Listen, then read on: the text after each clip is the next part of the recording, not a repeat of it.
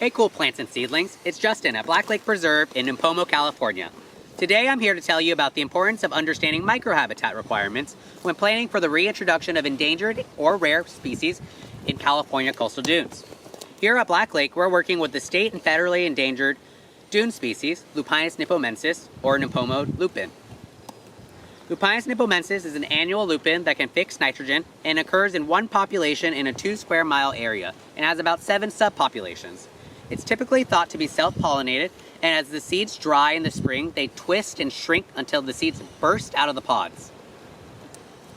The biggest threat to Lupinus nipomensis populations is the loss of habitat due to agricultural and housing development, and from habitat displacement from the invasive perennial veld grass, Ehrharta calicinia.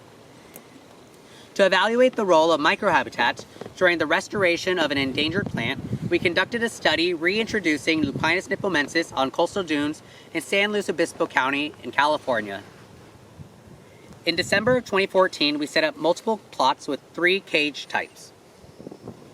The first consists of a cage with small mesh and a small mesh lid that allows only insects through. The second is a cage with a small mesh and a more open top that allows birds and small mammals through. The last type is a control plot with no caging at all. Plots were placed in 5 different topography treatments: a gentle south-facing slope, a steep south-facing slope, a steep north-facing slope, along a dune ridge with no aspect, and within a dune swale with no aspect. Half of the seeds were scarified before placement into each plot. We monitored plots for 2 years and quantified germination, death, flower production, seed production, and herbivory damage every 2 weeks after the first significant rain until all plants had to nest. We found that Lupinus nipomensis had the highest seed production in plots that had a steep north-facing slope and in swales, and that were protected from herbivores.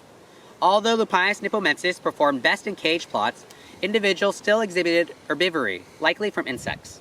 Individuals that experienced mild herbivory produced more seeds than those that experienced no herbivory or major herbivory, indicating that Lupinus nipomensis may be experiencing compensatory growth or may have evolved with some type of mutualist. Scarification was also important in increasing germination the year subsequent to sowing, but did not have a lasting effect on germination in years after. Our results suggest that restoration efforts for rare and endangered species should be focused on areas that maximize characteristics to enhance restoration success. Therefore, it's important to determine which microhabitats are ideal for reintroduction, because in our case at Black Lake, only 10% of the open habitat was actually suitable for this reintroduction. For more information on this study, please visit justinlung.com or contact me personally if you would like a PDF of the research.